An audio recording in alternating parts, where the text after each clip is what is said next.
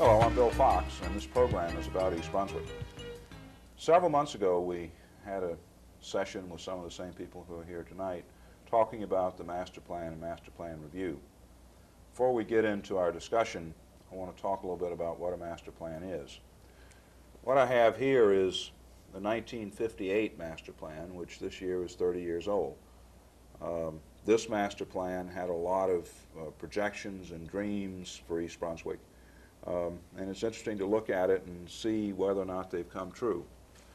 For example, in the first section here, it says that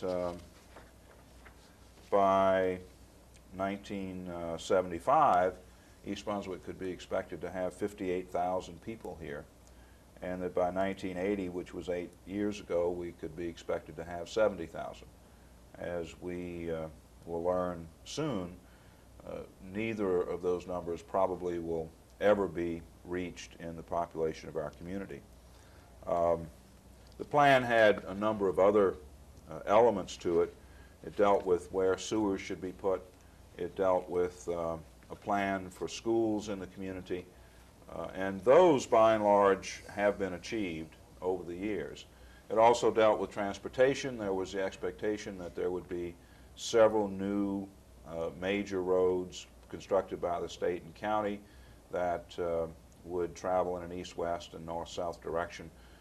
Unfortunately, those were never constructed. But the master plan forms an important part of the planning of a community. It, number one, sort of captures where a community is at a particular time. And then number two, more importantly, is a statement of policy for the future. Now, with all policies and all plans, very often things happen in the intervening years that mean that they're not fulfilled. For example, in 1958, East Brunswick was in a period of tremendous growth. Between 1950 and 1960, the community grew by almost 15,000 people. Another 14,000 people came into the community between 1960 and 1970. And indeed, if those rates of growth had been sustained over the years, we might have reached the 58,000 people by 1975 or near 70,000 by 1980, had the linear projection held. But it didn't, and in fact, since 1970, East Brunswick has grown at a relatively slow rate, although I know many people don't believe that. Our population growth has really been rather slow, and we'll hear some more about that later. So that sort of sets a context for the master plan. It is a statement of policy for the future. There are other things that it does in terms of zoning ordinances, which we'll talk about in a little bit, but it is a very important document in the life and governance of a community. Currently, and over the past few months, East Brunswick has been in the process of reviewing its master plan in preparation for making revisions to that plan. And with me tonight to talk about what's been going on in that review is Nelson Silver, who is chairman of our planning board. Nelson, welcome. Leslie McGowan, who was recently appointed as our director of planning and community development. Leslie, welcome. And Jay Lynch, who is a consulting planner, I should say, who's been retained by the township to assist in the master plan review. I'd like to start out by asking Leslie, what's the purpose of a master plan review? Why do we do it, and what's the result? Okay, the major purpose of the master plan review is to look back at the master plan and see what policies and land use have changed since the adoption of the last master plan. And then as a result of the review, very often, like we are right now, you revise and update the master plan. As land use changes, particularly around vacant parcels, the land use that was planned 6 years ago may be inappropriate today. There's a fair amount of confusion over what a master plan does. Some people believe that a master plan drives growth, and other people believe that it controls growth. or at least the zoning ordinances that come out of it. What's the purpose of a master plan in that sense? The master plan's purpose is to guide the development of the town and serve as the basis for the zoning of the town. That's the major purpose. But it doesn't make growth happen or No. make development No, happen. it does regulates not. it. Right. Nelson, who's been involved in reviewing the master plan? We've got a committee made up of about a dozen people, some local citizens and representatives of other citizen boards in the community. For example? Oh, Environmental the Commission. the environmental. If I may interrupt, every committee in town has a representative on the, for instance, the Environmental Commission, the Sewerage Authority, the Board of Education, Zoning Board of Adjustment. Council. Township Council. What's going to be the output of their work? Hopefully it'll be a recommended land use plan after mulling over and much debate of the work that Jay is in the process of completing. The committee will hopefully come up with a recommendation in terms of a written draft report and a draft land use plan, which will be forwarded to the planning board for its ultimate consideration. So this committee is not responsible for adopting or revising the master plan? No, it's not. Who is? Planning board is the sole agent charged by law as the keeper of the master plan, responsible for maintaining it and updating it. What kind of process does the planning board go through once it's received the recommendations of the committee? I imagine the planning board will have one or more workshops at which it will discuss with the master plan review committee the master plan review committee's recommendations, and in the long run come up with a plan that it feels comfortable with, and at that particular point in time hold one or more public hearings to obtain the input from the residents of the community. If the planning board has the ultimate responsibility for adopting the master plan, why have a committee work on it first? The committee is probably a little more broad-based than the planning board is, so we can get a greater diversity of input. Planning board is only 9 members, Correct. and there are many more than that who've been given the opportunity to Yes. participate in the review process. Now, when the master plan changes, when it's adopted, does that change the zoning? No, that merely forms the basis upon which changes in zoning can be recommended. The process would be that the planning board could recommend changes in zoning to reflect the changed land use, hold public hearing on that, and then recommend those changes to the governing body, which has the ultimate authority to enact them into law. Okay. Jay, what kind of analysis or analyses have you been doing in the process of helping the committee work through this? Well, the first and most important part from my perspective was to get to familiarize myself with the township. So in order to do that, I did a lot of background work, including a field survey of existing land use. And the two fundamental, I guess, and most important maps that serve as a basis for some of the early familiarity process are the existing land use map, which is to my immediate left, and then the physical characteristics map, which is next to it. The existing land use map is based on a review of 2 different sources of information. One is the assessment records. So we went through all the assessment records in the township. These are property tax assessment records. Yes. And we indicated on a map the location of properties that fall in various broad categories. I then went out and did a lot-by-lot field survey of the township so that I drove every street and saw every building and property within the township. And of course, that took quite a period of time to do it because of the size of the township. But that gave me working familiarity with each neighborhood within the township. The second step that we took was to look at the physical features of the township. And there we looked at the most important factors that influence development, namely the areas that would generally be considered as being environmentally sensitive. And the map shows in color some of the characteristics of environmental sensitivity, including areas that are subject to flooding, areas that are located in identified wetlands, areas that have a water table that gets near the surface during certain times of the year, and other areas that are shown in red that have slopes, that is the grade of the land is greater than 15%. As you can see from the map, there are a lot of colors in the area that lies west of the turnpike, and that's the area of the township that has the least amount of development. And there is a direct correlation between the two.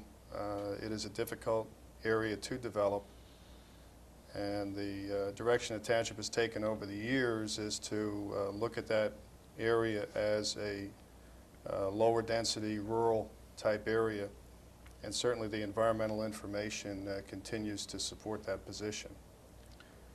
Now, I want to come back to this first map, but before I do, let me ask you a question that might be on somebody's mind. How can you, a perfect stranger, come into East Brunswick and tell us how to do our master plan? Well, I could say nobody's perfect, but sometimes I think it's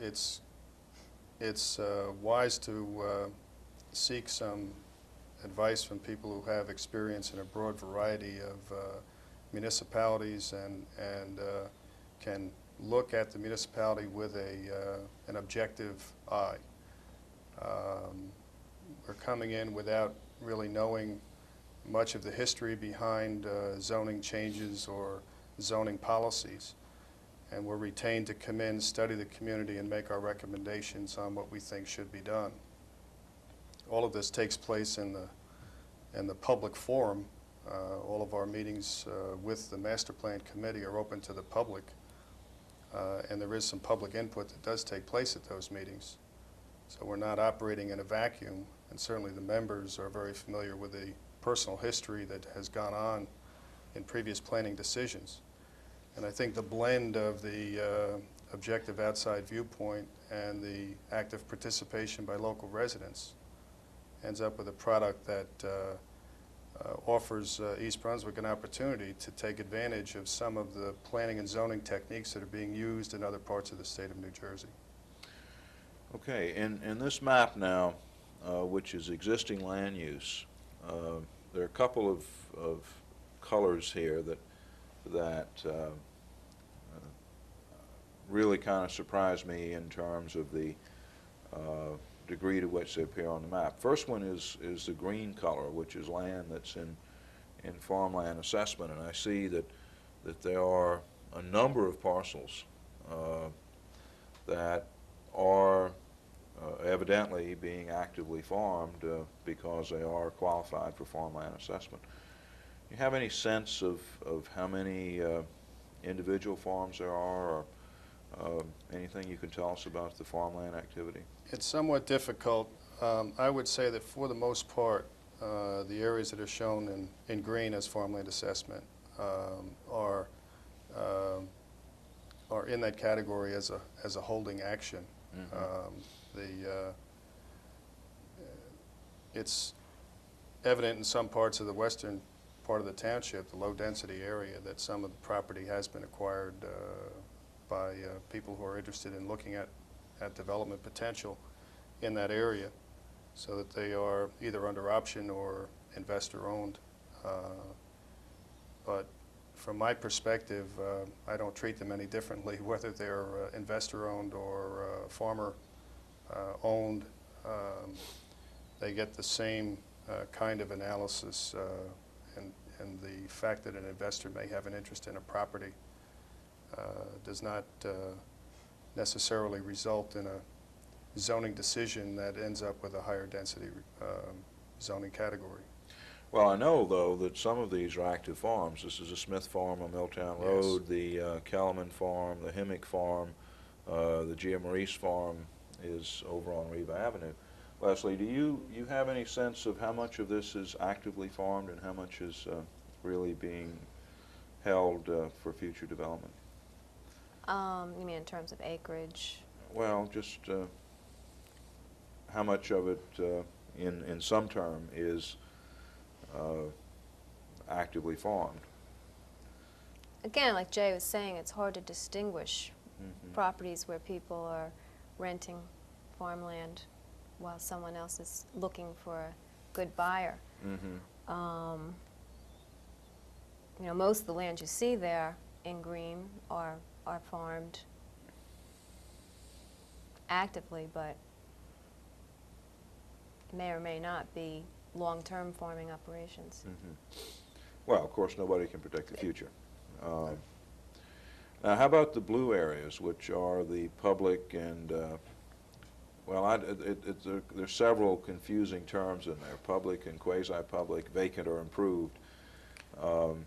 Essentially what this does, Mayor, is it lumps together in one category all those properties that are owned by the township, the county, the state, Turnpike Authority,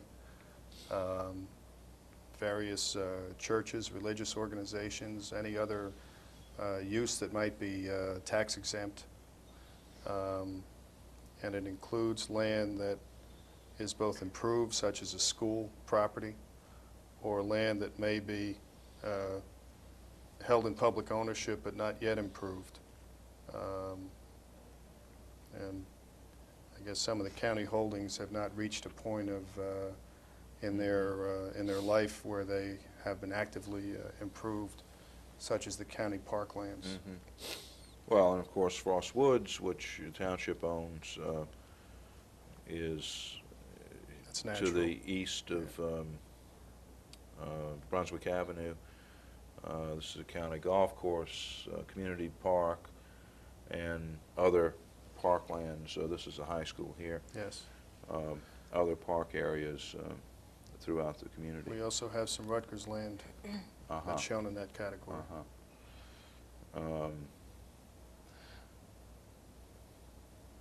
Now, I notice that there are some areas that aren't colored in at all. What does that mean? Now, they're properties that are not developed and not under farmland assessment. So they are properties that, I guess in the purest sense, could be considered vacant. Either we can ascribe, any of several reasons to the fact that they are not under farmland assessment, because in New Jersey, most vacant land that can be farmed is farmed for tax break purposes. Some of the property is not suitable for farming. If you relate, for example, this area near the Milltown border, and look at the fact that that is not under farmland assessment, and then you look at the environmental characteristics, and the excessively wet conditions that are found in that area, it would not support any form of farming, and that's one of the reasons why it hasn't qualified for farmland assessment. And in the rest of the map, the red is commercial, something that probably doesn't show up. Orange is offices, so the combination is offices and commercial. And brown, which is right in here, And here, are the 1 and 2, I'm the sorry, multifamily. townhouses and apartments, and then 1 and 2 family residential in the yellow. As you look at this, there really is, and my reaction is that there is much less of the area that is in yellow, or yellow and brown, than one would expect. yes, I would say that if you look at the characteristics of East Brunswick now as compared with 1958, when the earlier master plan was undertaken, at that time they were looking at vast areas of open space, undeveloped land, and they had to chart a future for many, many, many acres of land. At the point we are now, we've about turned the corner, and most of the zoning and land use decisions that are being made now are made in the context of the characteristics of existing development and how that existing development pattern impacts on the few remaining vacant parcels that are really subject to type of development that would require, for example, sewer and water services. The Les- areas that lie to the west of the turnpike and in the southwesterly part of the township show up as being areas in both the state plan, the draft of the state plan that has now been released, and in the county planning, and certainly as a long-term township planning position. They show up as areas that would be continued as low-density areas. Leslie, what is the estimate of population today? The population estimate for today is approximately 42,000 people.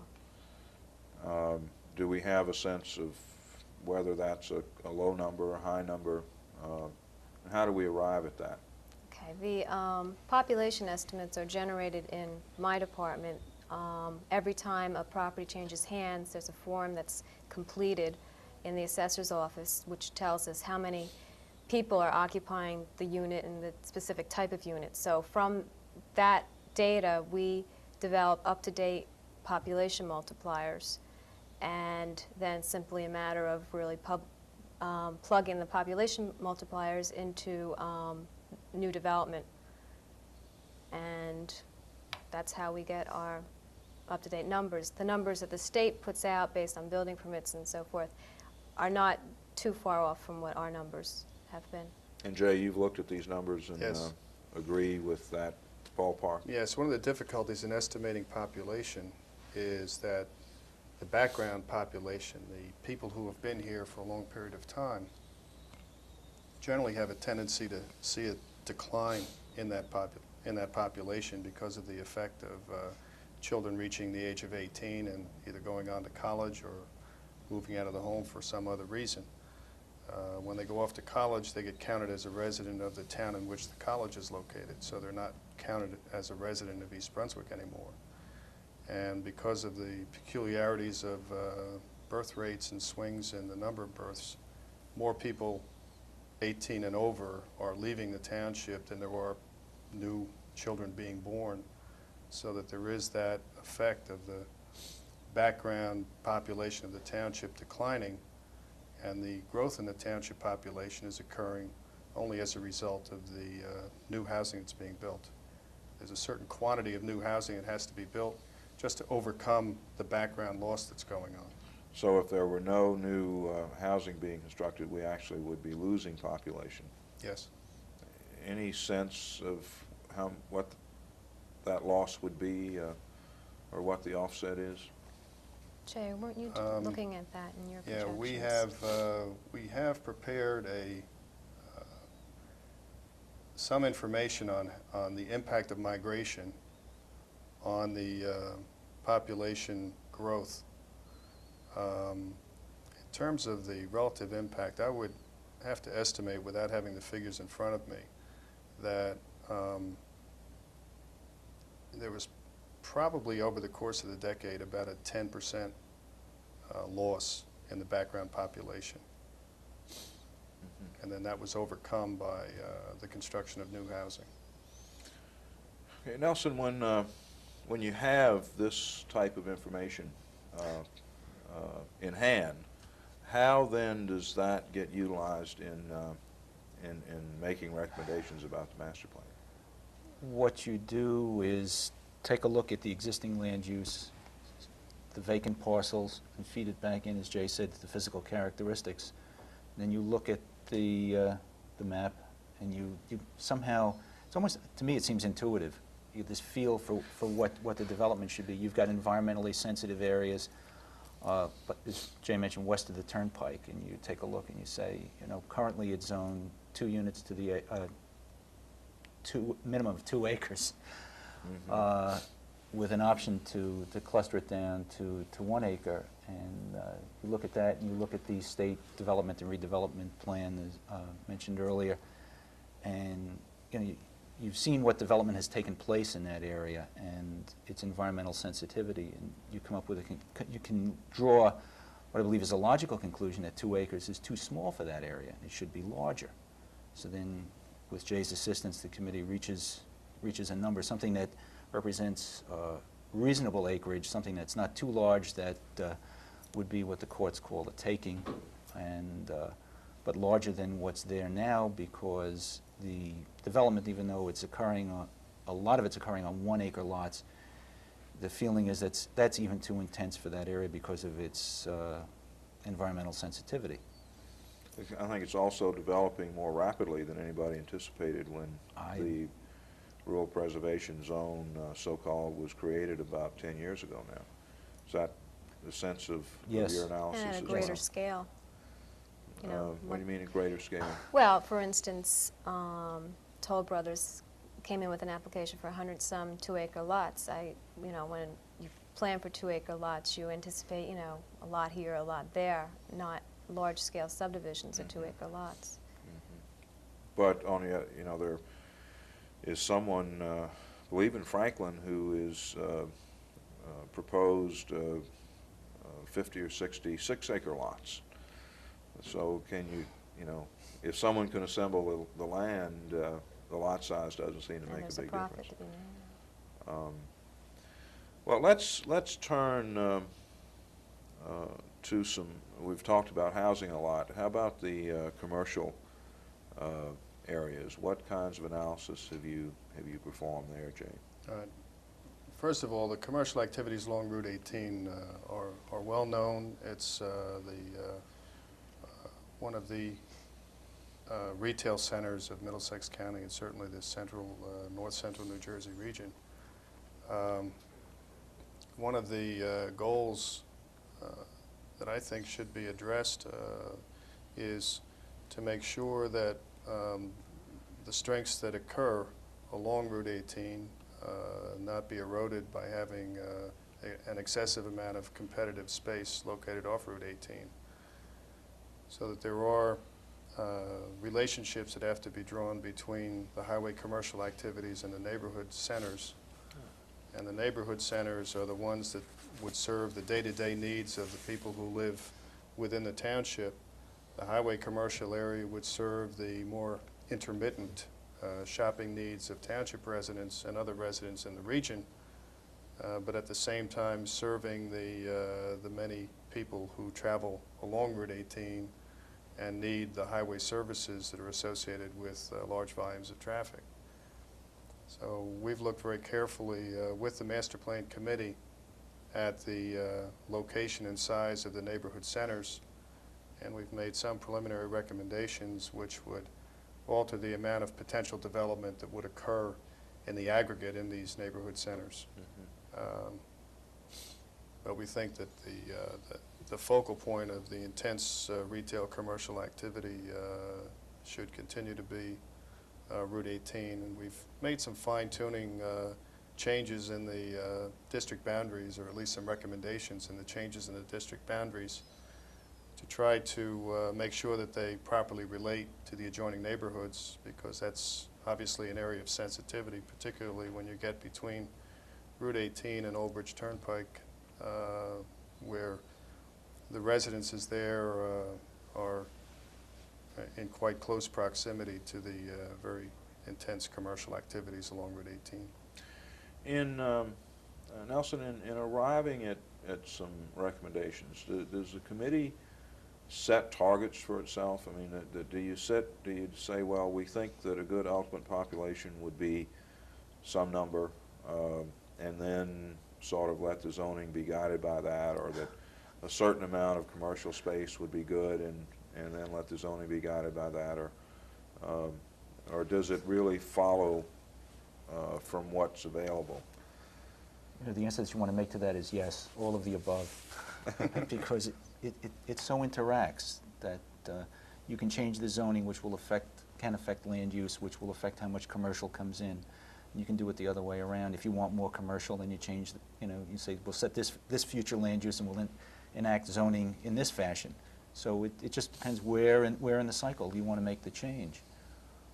But as Jay said, we want to stabilize the commercial along 18, and it's been a concern of the planning board for the last number of years, the sort of creeping commercial growth along the other primary arteries in the town, along Riders Lane and along Cranberry Road, and even to some extent along Ruse Lane, that really didn't want to see a replication of Route 18 and wanted to put that commercial development either in small nodes rather than let it become more what's referred to as strip development. Have you looked at traffic also in this process? Should I say that that's a sore point? We are still waiting for a traffic study that From another consultant. from another consultant, yes, which is, as they say, state-of-the-art, which allegedly would allow us to plug in a proposed development, and the output would be traffic generation from which we could determine which intersections might need improvement. And that study, I know, is overdue. Long overdue. Expected soon, Leslie, I hope. It's expected this month. Ah, okay. Let's Which- hope that it comes this month. Right, which still is time to work it into the master plan review process, thankfully. Good. Well, I would think that we wouldn't want to proceed with the No. with the plan review process until we had that No. information. All right, let's look at the this next set of maps, which is deals with some of the recommendations that the committee may be making. I know that these are not finalized, although they're under final discussion by the committee. But I think that since this is going to be going to the planning board in the not-too-distant future, that it's a good time to let the people who are watching have a sense of what the master plan committee is going to recommend to the planning board. Let me first ask you, Nelson, are there major changes in direction in this plan relative to our current zoning and land use planning? I think a major portion of it is, if we can put in quotes, cleaning up what existed before. One of the recommendations, I believe in the draft land use plan, Yes. the brown areas, which are the townhouse and Oh, the multifamily, Oh, this brown area, this brown area. Oh, this brown, okay. right? Those This is another were color. originally part of the village green zones. Mhm. They're already developed, and the feeling is that they should be shown in an appropriate zone to reflect the use that already exists on the site. I mentioned, the concern about the Riva Avenue side, and where the committee is probably going to recommend a minimum lot size of 5 acres. That's this West entire of the area here. turnpike. And now this, the southern area along Dunham's Corner Road near Cranberry is very similar. I know that's in 1 acre zoning now. What's the recommendation for that? Jay, you can read the map. Well, as fate would have it, yes. as we speak, Right. we have worked in our discussions with the master plan committee down to about the Riders Lane, Ruse Lane point, and we okay. haven't come up with a full resolution of what the density would be down here, except to recognize that when development does occur down here, it would occur without the same type of environmental constraints that are found west of the turnpike, so that Soil types are much better for septic systems in that location. But we still have to recognize the fact that this area is not served by sewers, and that this area now is shown outside the growth areas. It's shown in the same use category in the draft state plan that the area is shown lying west of the turnpike. So we have to address those statewide planning issues as well. If you take out what's already developed, you take out all the parkland, you take out all the public use land, how much vacant land is it that is left as maybe as a percentage of the entire community, or some sense of what we're dealing with in terms of changing the zoning ordinances or altering it? Are we dealing with a lot of land other than the vacant land west of the turnpike and near Dunham's Corner Road? In my judgment, we're not dealing with a great deal of vacant land. There are a few major parcels that are left and are under active discussion with the master plan committee. And certainly the land across from the municipal complex on relocated Riders Lane, that land is under active discussion and has been for some time about what the appropriate land use and density would be. We've also had active discussion about the property that you referred to As the Smith Farm. as the Smith Farm. On the north side of Milltown Road, and that is certainly, again, one of the larger holdings within the township. Let's talk about the Smith Farm for a minute as an example of the kinds of considerations that you're getting into. What is the Smith Farm? And that's for those who don't know it is the Smith Farm. It fronts on Milltown Road and extends almost from Harts Lane to Route 18, although it's short of Maxam, the Maxam tile place. And the railroad, I guess the rear of it is the railroad track, which services that industrial area. Yes. Now, so what is, and I know that in the development of the plan that we've been actively under for several years, it was a subject of a lot of discussion.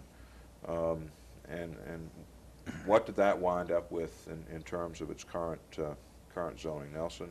The current zoning, I believe, shows residential fronting Milltown Road and industrial behind it. Mm-hmm. And the theory, I think, was that the residential fronting Milltown Road would be compatible with the residences across the street, and if right. you had industrial behind it, the people who bought the new residences would know that there was a warehouse behind them, and so that right. wouldn't be a Yes. problem. So now tell me about the thought process and the deliberations of the committee and what they might recommend. Well, at this point in time, I don't know whether, I'd still call it still up in the air. The two primary uses being considered, argument on one side goes that it should be some type of industrial use held as a sort of a reserve, a hedge against, or hedge to provide the additional rateable tax base that the community might need in the future. The negatives on that side, though, go the potential for additional truck traffic on a road that is maybe reaching its capacity now. And on the other side, you have let it be, maybe 1/3 acre residential. So the committee at this point in time is still weighing that. And Jay, what kinds of things would help make that decision if one were making it perfectly rationally? All right. I think that you'd have to look at how a new industrial use would relate to other industrial uses in the area, what access it has to the regional highway system, and what kind of potential impact it would have on adjoining land uses if it were to be developed in industrial use. There was some recognition given, as Nelson pointed out, to the potential impact on the properties lying along the south side of Milltown Road because of the fact that there is frontage zoned for the small lot R3 residential.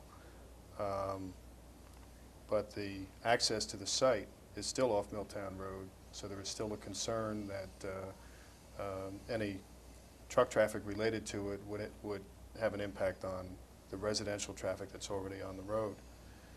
The actual zoning district that it lies in is planned industrial. And planned industrial is a lower intensity industrial use than you might find in the IM industrial manufacturing district. So I think there was some concession to the concerns about possible negative impacts on residences by zoning it PI as opposed to the IM district, which is the district that lies just to the north side of the railroad tracks.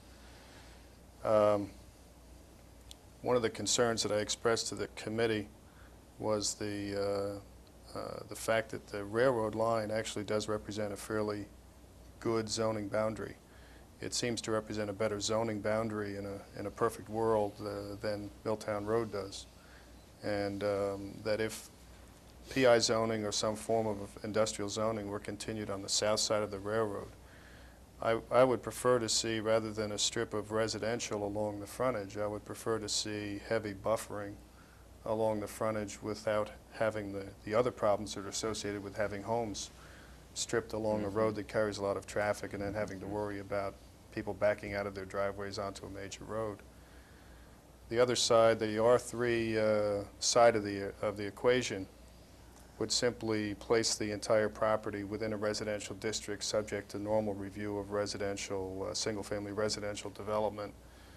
And you could design it in such a way that the homes would not require any direct access by driveway to that road. And the traffic impacts should be less from residential development than they would be from an employment center, which of course would have the peak traffic flows at about the time that you don't want them, when all the other peak flows are occurring on Milltown Road. This is one of the sites, by the way, that the traffic information is most needed to make a rational decision.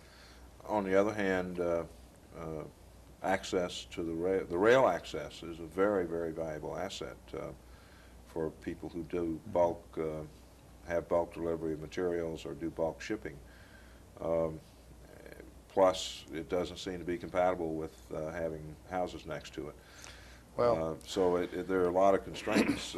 Yeah, it actually, there are many parts of the state of New Jersey where railroad lines are near residential properties.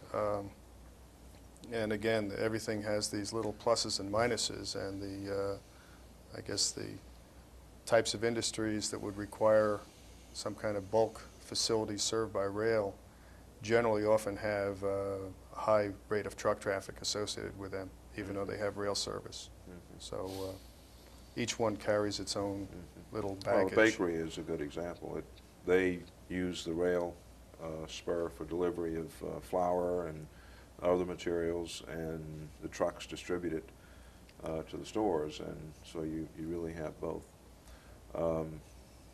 So what you're telling me is that even when there is a recommendation, it's still going to be a toughie for the planning board because we have to wrestle with these same issues. Yes, and what I've suggested is that when this issue is focused on, that we call attention to it in the text of the land use plan as an area that we would really like to have public input on at the hearings, so that an informed decision can be made by the planning board when it comes time. They can weigh all the different factors.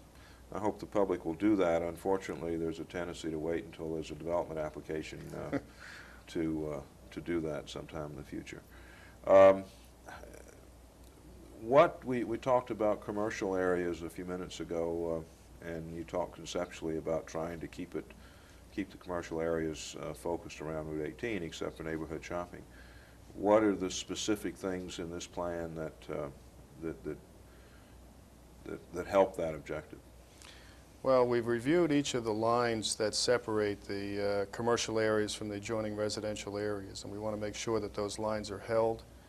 We don't want to have isolated lots that may have access only from a street that's in a residential area accidentally fall into the commercial district, which could then impose commercial traffic on residential streets. I think when the zoning regulations are reviewed, attention will continue to be given to the transition between the two uses, so that through buffering and traffic separation at the time of site plan review, all the appropriate considerations can be given to the adjoining residential areas. But it's really a matter of trying to work a very hard line along the properties that front on Route 18. Is there an expansion of the commercial zones along either side of Route 18? No. For the most part, the commercial zones are remaining at about the same size and scale. We have some technical adjustments. For example, at the entrance to Edgeboro Road, there is a minor expansion of the commercial district, but it really is in recognition of an existing land use pattern where the uses at that point are much closer to the highway commercial type of use than they are to the industrial category that the land is zoned now. Are there reductions in the commercial zones in the remainder of the community? Yes. West of the Turnpike, we've eliminated or recommended elimination of a neighborhood commercial area that's shown here. There is no commercial And Leslie, development. where is that? It's on Riva Avenue by, is that by Leneke? It's by the firehouse. Uh-huh. Yeah. There, for a long time, there were a couple gas pumps sitting there Yeah. on that site. And it's really too small a site to serve a neighborhood commercial use.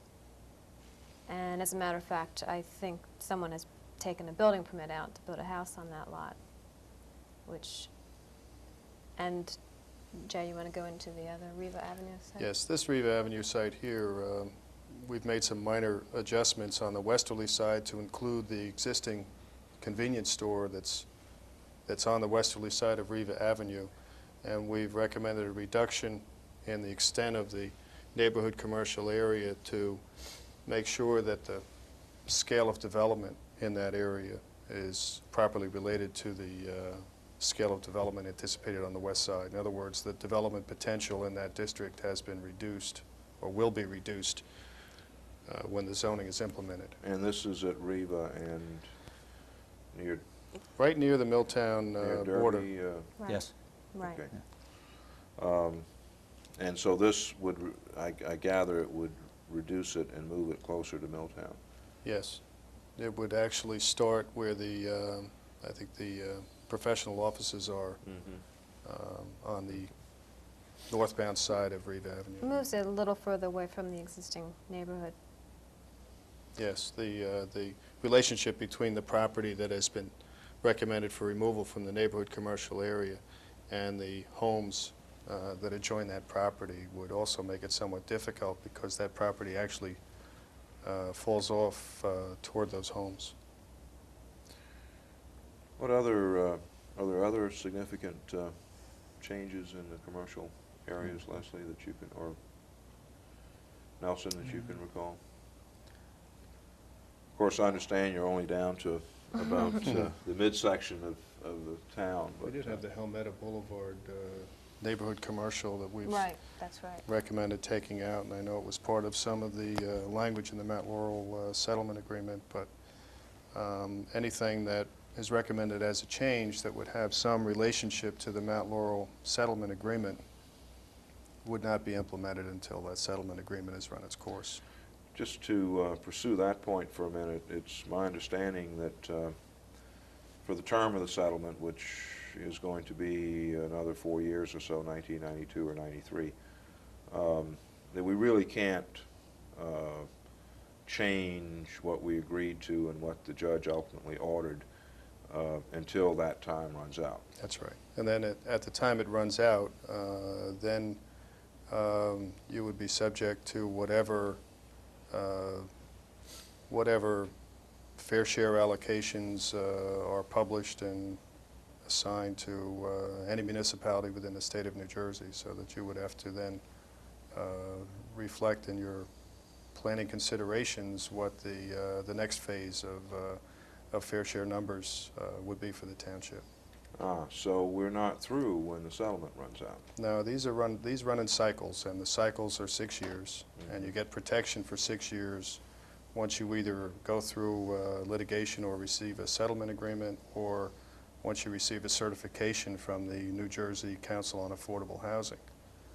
So you're able to be protected in 6-year blocks from excessive residential development in response to low, moderate housing needs. So whatever vacant residential land we have when the 6-year period runs out is subject to allocation of fair share low and moderate income housing, which also means a share of market units. Yes. To provide the subsidy to support those. Yes, we can't lose sight of that long-term statewide objective. And so it's not necessarily in our best interest to have a lot of vacant residential land that it doesn't have some environmental constraint or some other constraint in 1992. Any vacant land 2 acres or larger in size that's suitable for development and serviced by sewers is considered to be potential land for the siting of these low and moderate income housing developments that would have the mix between market and lower cost housing. All right, with that in mind, let's return to, well, before I do that, I was going to return to housing, but before I do that, does the committee see the need, for example, for more public space, more parks, more of those kinds of lands to be acquired by the township? Well, we haven't actually focused on that until we get through the land use plan concept discussions, because there is, of course, some relationship between the decisions you make when you're doing the land use plan and the kind of public support system that you need as related to the population capacity of the plan. We have talked on a preliminary basis about the need for expansion of space around the Civic Center, and certainly that is an evident need, and we're at the point of trying to quantify what the land needs might be in this vicinity. And it will largely be driven by the location of roads and the way in which any expansion of this center could be effectively related to the existing center. Leslie, what kinds of changes is the committee, and you're staffing the committee, I believe, what kind of changes is the committee contemplating with regard to residential uses, other than the upgrading of the lot size and the revalue area? Okay. Okay, the committee has not really designated a lot of new land. I don't even know if we've designated new land for new residential development other than what we're discussing with the Smith Farm. However, a lot of neighborhoods in the town have been zoned inappropriately. That is, they've been zoned, for instance, for 15,000 square foot lots, and the lots in actuality are 6,000 square feet. As a result, in these neighborhoods, we get a lot of variance applications whenever anyone wants to put an addition on. The committee is going to recommend that the zoning be revised to match the existing lot size pattern in many of these neighborhoods. You mean that in these neighborhoods where the zoning is out of whack, rather than, if somebody wants to make an addition, rather than just coming in and getting a building permit, they've got to go through a whole rigmarole of giving going to the notice zoning board and giving it notice and maybe getting a lawyer and all that? Right, Oh, right. okay. And in 9 times out of 10, the zoning board grants the applications because they're reasonable. Mm-hmm. So there's, and the other part is in those districts where we recommend that there aren't vacant parcels, so it's not presenting an opportunity for people to develop additional lots. The other area of residential development is where we haven't quite figured out how we're going to handle this, but where we have vacant pieces of land next to existing planned developments, and those vacant pieces of land are zoned for much lesser densities, the committee is considering rezoning those to pick up the densities of the adjacent planned developments. They haven't quite settled on the mechanism for doing that, but What would be the reason for doing that, Nelson? Uniformity, compatibility. I don't know if you necessarily want single-family developments, each with its own curb cut, coming into probably Cranberry Road. Presents the potential for more vehicular conflicts. And I think overall they add some uniformity to the development character of the area. some of the sites are awkward-shaped parcels that would lend themselves more to that sort of development too, as opposed to the single family. Now, these are generally small parcels that were left when the townhouses were built or the land was developed. 5, 10 acres or smaller even. Many are smaller. Can you really, I mean, does it make sense to For example, I think the densities in the town green are on the order of 6 to the acre. To zone a 1 acre parcel for 6 units, can you really work with that from a planning standpoint? I think the difficulty is that you'd have to be very careful about how you allow a continuation of a somewhat higher density of development, and I think that's one of the problems that we're having in trying to wrestle with this conceptual problem. We have to handle on a parcel by parcel basis as we go over the vacant land map. Every single parcel, if it's a 1 acre or whatever, can't be rezoned for the PD density. I know that you've spent a lot of time on the residential component. Are there any other major changes that the committee is contemplating? The committee is actively discussing, I guess the best way to put it, the area just across the road from us, the Kellerman tract. Some members of the committee feel that everything around it is too intensely developed, and the parcel should bear the most minimum acceptable level of development, which is, well, the current feeling they have is 1/3 of an acre. Either that or the parcel should be purchased. We're talking about some 90 acres, I guess, and turned into some type of East Brunswick Central Park.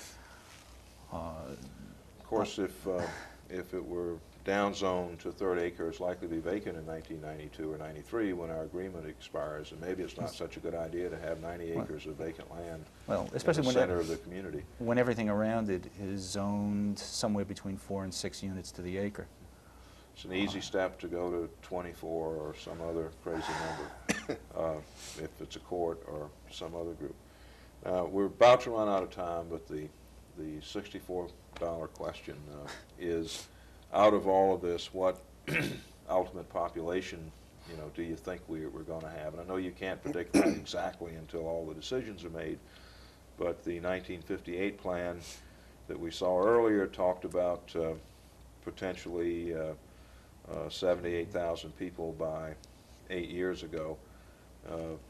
We know that our current population is in the neighborhood of 42,000 or so.